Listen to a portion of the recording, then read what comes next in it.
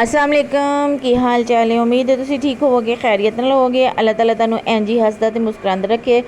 तो असी अज बनाने लगे जे रैप्स, तो ओहदी रेसिपी मैं तुहाडे वास्ते लैके आई हाँ। मेरे बच्चे कह रहे थे कि मम्मा सानू रैप्स बना के दवो, तो मैं क्या क्यों ना ओहदी रेसिपी भी नोट कर लीती जाए ताकि तुसी भी अपने बालों नू खवा सको बना के घर दे विच ही। ते इहदे वास्ते मैं लिया जे एक ब्रेस्ट दा पीस, ते ओनू मैं घर ही चोप चोप करके अच्छा जिहा कीमा बना लिया। तो थोड़ी जी 3-4 मिर्चां लैके मैं उन्होंने भी ਇਹਦੇ ਨਾਲ ਹੀ चोप कर लिया जे।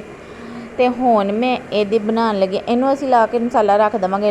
नमक मिर्च असीं घर वाले जिन्ना को तुहाडे बच्चे खाना पसंद करते हैं वो ला के तो इनू असीं एक साइड ते कीता। ते असीं हुण जूसर लिया जे, तो ਉਹਦੇ ਵਿੱਚ जग ਦੇ ਵਿੱਚ असीं एक अंडा पाया, 1 कप मैदा पाया, ते ਵਿੱਚ असीं थोड़ा सारा दुध पा के थोड़ी जी चीनी चम्मच अद्धी चम्मच चीनी थोड़ा सा नमक पा के ते असीं इहनूं कर लवांगे मैश। ते हुण असीं पैन थोड़ा जिहा घी पा के ते फिर असीं करन लगे जे ਇਹਦੀ ਤਿਆਰੀ।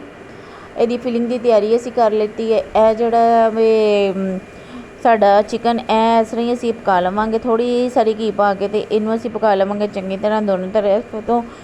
ਜਦੋਂ ਇਹ ਚੰਗੀ ਤਰ੍ਹਾਂ ਪੱਕ ਜਾਏ ਤੇ ਫਿਰ ਅਸੀਂ ਇਹਦੇ ਵਿੱਚ ਪਾ ਲਵਾਂਗੇ ਥੋੜ੍ਹੇ ਜਿਹਾ ਬੰਦ ਗੋਭੀ, ਅਤੇ ਆਪਣੇ ਕੋਲੋਂ ਹੀ ਅਸੀਂ ਥੋੜ੍ਹਾ ਜਿਹਾ ਧਨੀਆ ਪਾ ਲਾਂਗੇ ਤਾਂ ਕਿ ਇਹਦਾ ਖੂਬਸੂਰਤੀ ਜਿਹੜੀ ਹੈ ਉਹਦੇ 'ਚ ਇਜ਼ਾਫਾ ਹੋਏ, ਪਾਇਆ ਹੋਇਆ ਖੂਬਸੂਰਤ ਲੱਗੇ ਇਹਦੀ ਫਿਲਿੰਗ।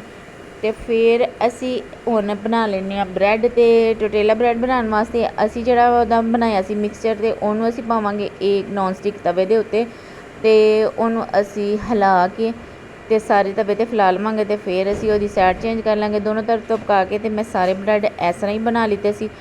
ਤੇ ਹੁਣ ਅਸੀਂ ਇਹਦੀ ਕਰਾਂਗੇ ਫਿਲਿੰਗ।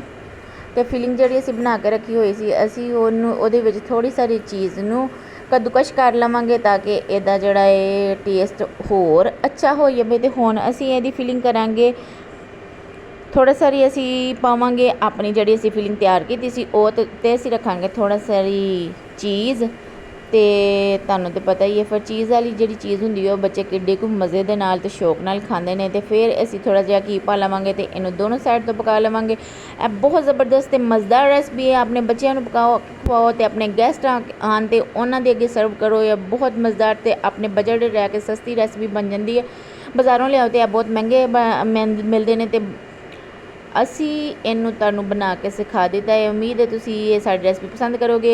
ਆਪਣਾ ਤੇ ਆਪਣੇ ਘਰ ਵਾਲਿਆਂ ਦਾ ਖਿਆਲ ਰੱਖੋ, ਦੁਆ ਯਾਦ